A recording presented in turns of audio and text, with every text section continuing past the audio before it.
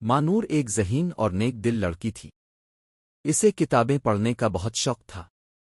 ایک دن وہ پرانی لائبریری میں گئی جہاں سب کہتے تھے کہ کوئی نہیں جاتا۔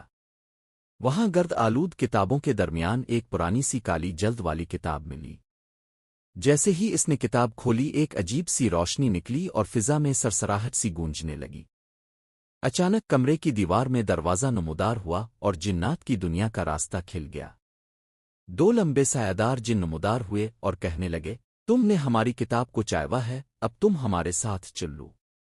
مانور خوفزدہ ہو گئی مگر اسے اپنی ماں کی بات یاد آئی۔ مشکل وقت میں آیت الکرسی پڑھا کرو۔ اس نے فوراً آیت الکرسی پڑھنا شروع کر دی۔ جن پیچھے ہٹنے لگے اور دروازہ بند ہونے لگا۔ جنوں نے چیختے ہوئے کہا، یہ دعا ہمیں روک رہی ہے۔